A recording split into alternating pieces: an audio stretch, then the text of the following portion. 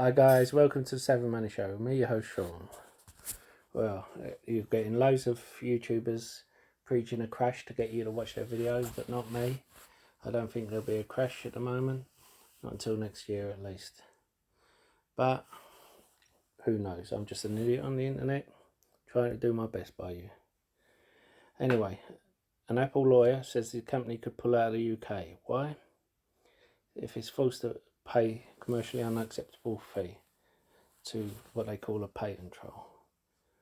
Why are they a patent troll in their opinion? Because they put a patent for some components they use in the iPhone before Apple did. It's funny how if a company files a patent and doesn't use it, Apple calls them a patent troll. But if Apple does the same thing, everything's fine with that. Now, what originally happened was they were found to infringe on this UK company called Optus IP, and what happened then was they were forced to pay $563 million in compensation.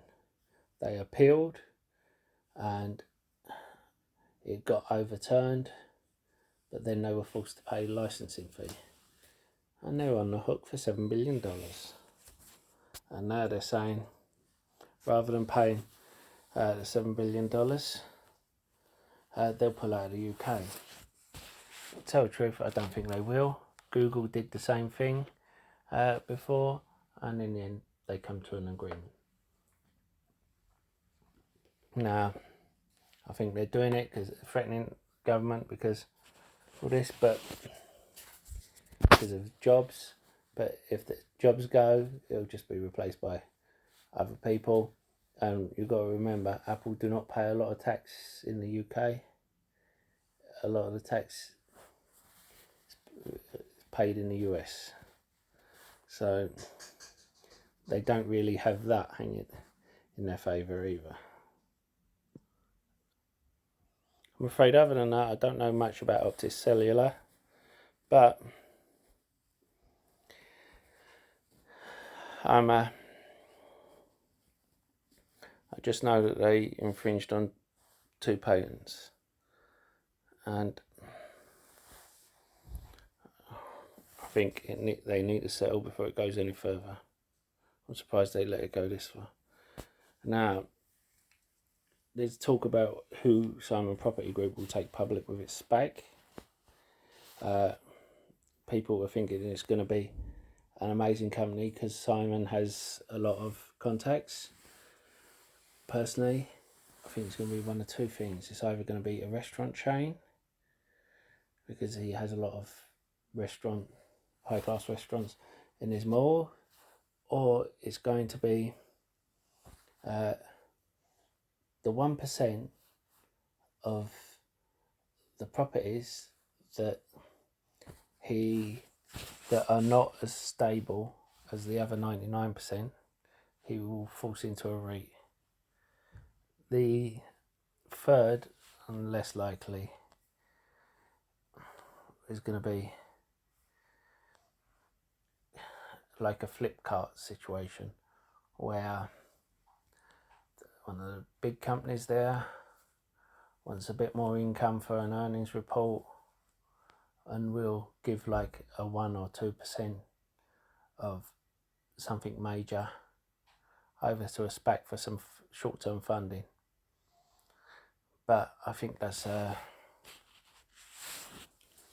less likely. Please comment with what you think it will be. I'm interested in it.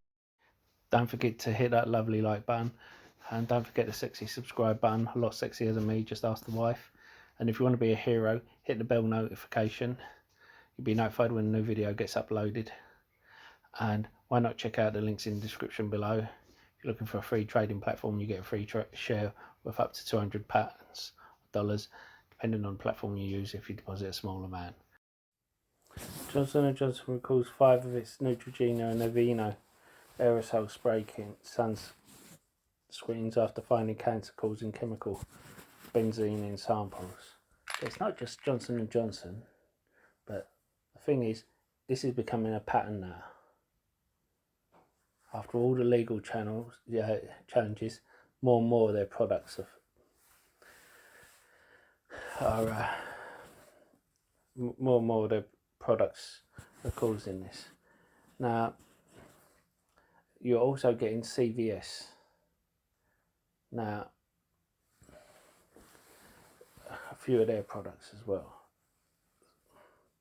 Now, when there's a recall, it's going to cost money, and it's going to be damaging to the brand. People are talking about DraftKings a lot because of the drop, but I like Penn National. 50% off its all-time highs. It's the lowest it's been since November. It doesn't have to pay any marketing, which means that 10-15% the company usually would pay on marketing goes towards its profit margin. And the growth, massive growth it's had since November, which has pushed it to those all-time highs, is what you've got it in. I think it's a massive opportunity. Now, Pop Culture Group. If you look at it, sorry man, no, it's a company that IPO'd at $6 and it went all the way up to $70, and now it's come back, sorry about that, to under $10. Now, it's heavily shorted, so expect volatility. You can see it's not exactly the cheapest stock, but the financials for a company like this are not bad. It's profitable, and the assets to liability, the assets are growing faster than the liabilities, and it's assets to liabilities at 2.5, so might be worth looking into. But remember, do not take my opinions as recommendations. I'm just an idiot on the internet. Spoke before about Aries acquisition company. I think it could be worth it. I also spoke about my Discord, and in my Discord I mentioned how I picked up some Voyager at $16.90, and I urge you to check out the links in the description below. Now, there is some other news I wanted to let you guys know about. If you remember, I reported trading 212 for stopping us trading on shares when they were with GME, AMC and all our other shares, because they wasn't doing it when all the other brokers were. They were just doing it for the sake of doing it when they wanted to. They also had a lot of outages. And what was their response? 30-day closure notice. What was their reason? No reason. So I said to them, okay, transfer my shares to my other broker.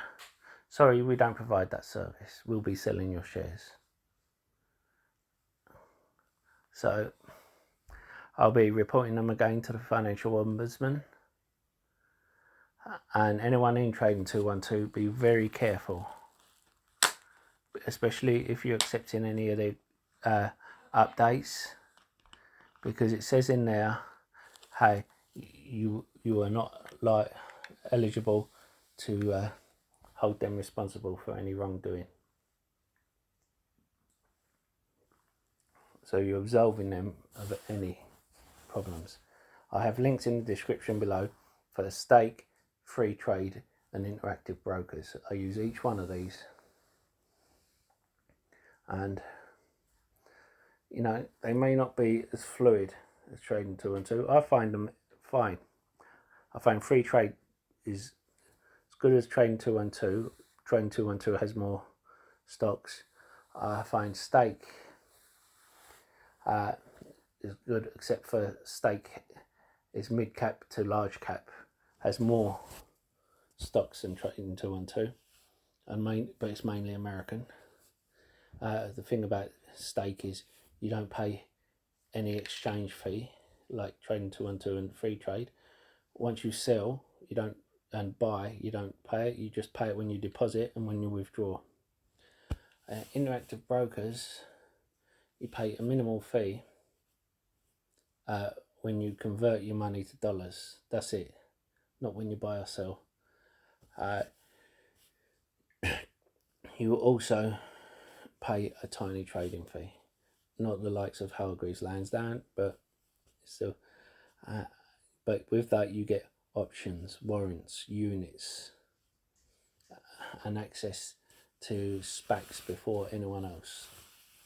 I was getting units cheaper than the commons were hitting trading 212, and I've got referral links to all of them down below. Anyway, as I said, in my Discord, I can update a lot more regularly than I can the videos. So I'll see you in the next video. If you want me to do a video on anything, comment in the box below. I'll see you later.